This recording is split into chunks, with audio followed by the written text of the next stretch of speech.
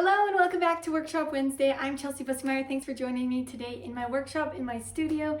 And today I have two questions for you. Have you ever made a pair of cutoffs where the back of the shorts got a little bit too short? Or have you ever made a garment when garment making where the fabric you chose was a little too busy, a little too bright, or just not your color? Well, today I want to give you a couple tips on both of those topics. These are some summer slacks. They're in a white floral print, and the pattern or print on them is just a little bit too out there for a full pair of pants.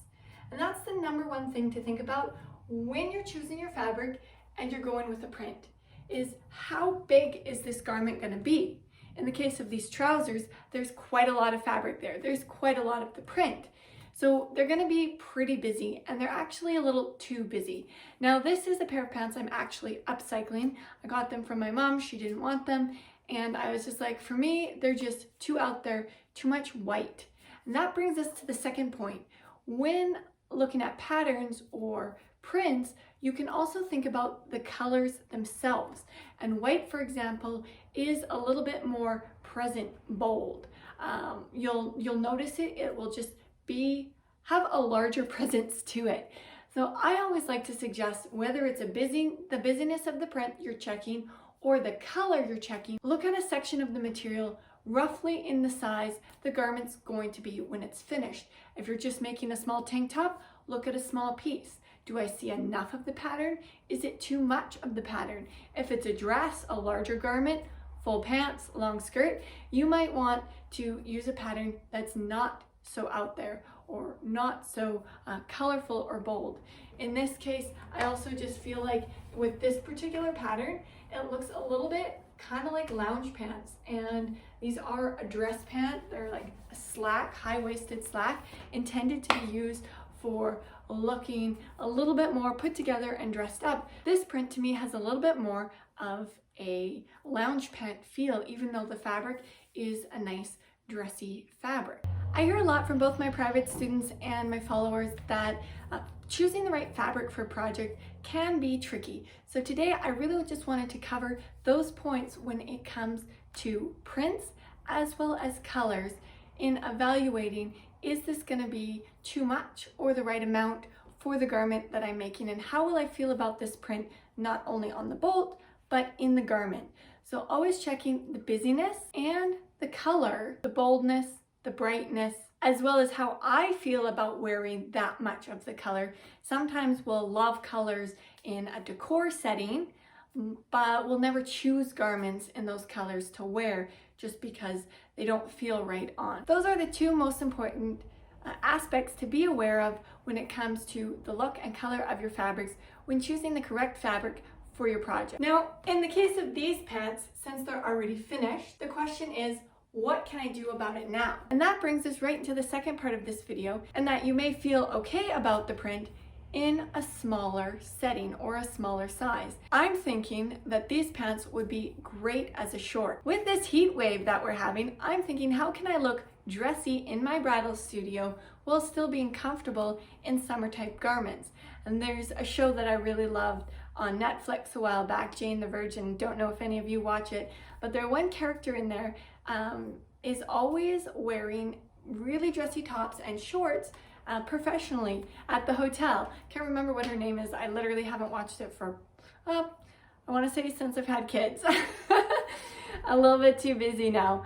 But the idea of shortening these pants, making it a little less white, a little less print, is where I want to go and make them into a garment that I actually want to wear. When garment sewing, you literally have unlimited options.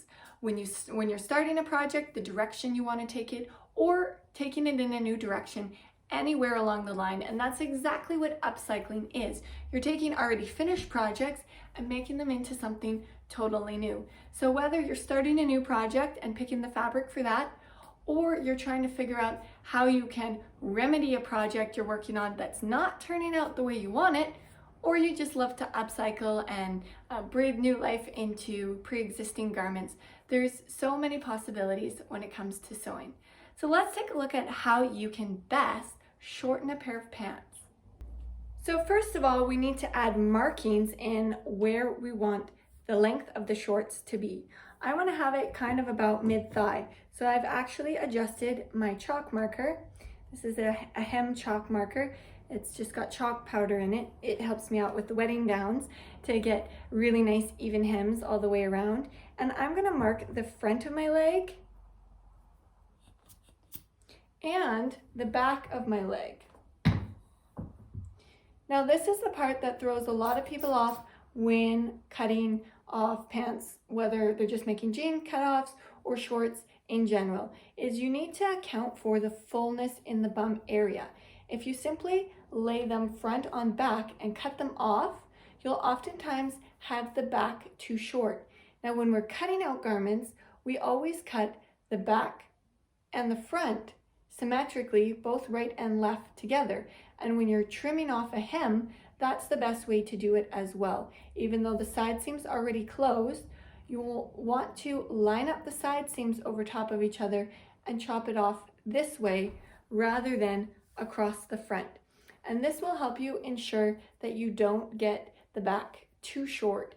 And marking both the front and the back will also help you really get a great length and exactly the length that you want all the way around on your shorts. The waistband is lined up and my side seam and inseam along the inside of the leg are all lined up and stacked on top of each other. And here from this view, it's a great opportunity to see how the back is actually longer. We have more length here to go over our curves and our bum in the back. And when we look at my markings, where the length should be when it's finished, it's actually pretty lined up. It's pretty straight, right straight across the leg. Now, oftentimes if you are laying the front and back together and the pants are just spread out when you do the cutoffs, you'll line up the waistband, the front and the back waistband together and chop it. And that would mean that we'd be actually chopping quite at an angle up from the front to the back. And that's what causes your cutoffs to be too short in the back.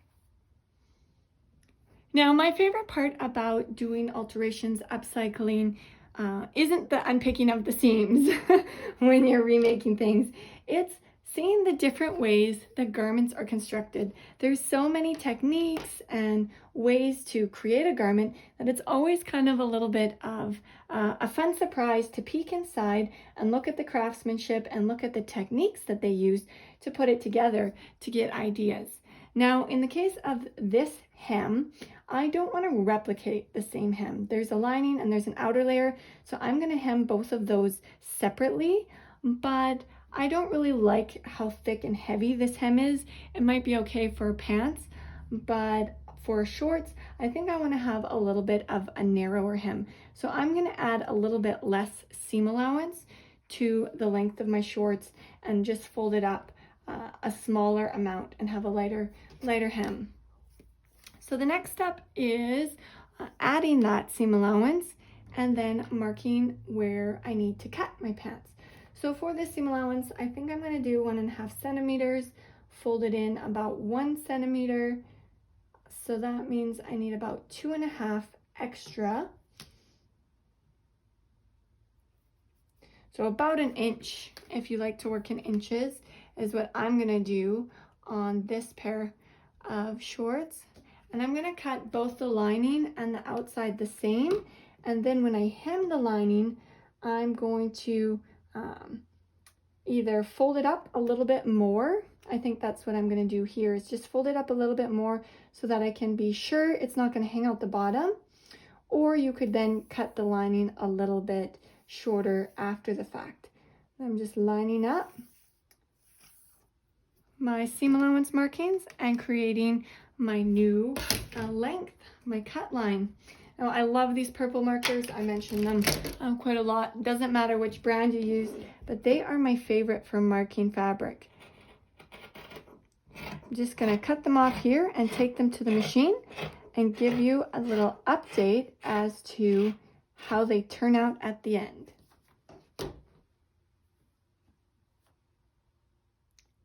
Here we go. I am loving this lighter weight hem on the bottom here. A rolled hem would have definitely been a little bit too small, too narrow.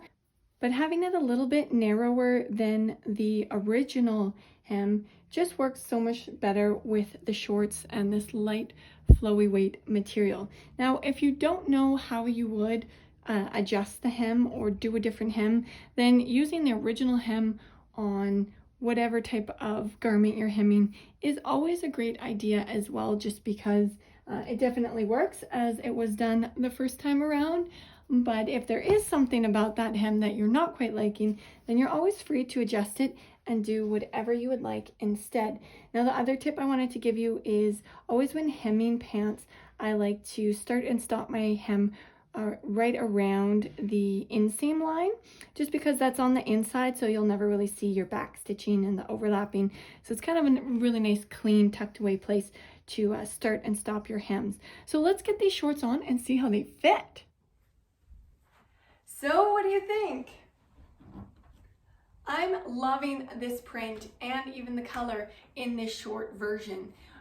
Success when sewing is more than just picking a fabric that you like and choosing the pattern that is, according to the manufacturer, your size.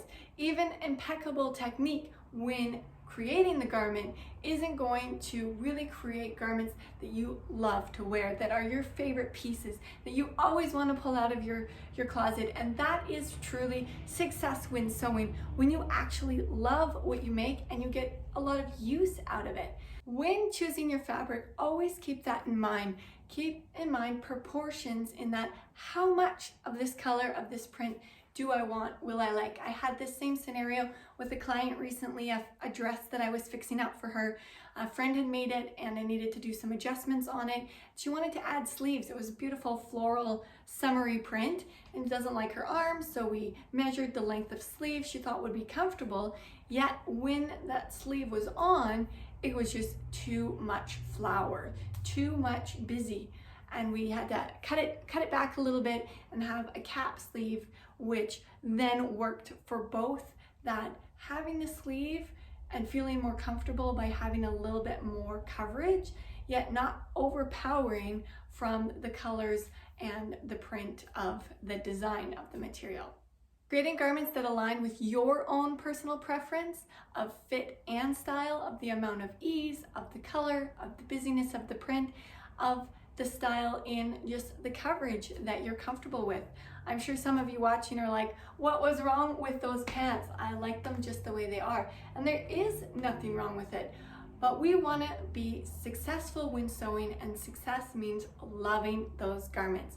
I hope you got some insight out of these tips of how to choose fabrics that you are going to like in your projects once the garment is actually made today, as well as the best way to make cutoffs, whether you're making true cutoffs and not hemming it at all, or shortening some pants into a pair of shorts like I did today. Thanks for joining me on this episode of Workshop Wednesday. As always, if you're not already part of my Facebook group, definitely click the link below and join that group, as I'm in there more often and can answer your questions personally. And I'd love to hear from you as well if there's a specific topic that you would like me to cover on a Workshop Wednesday in the future.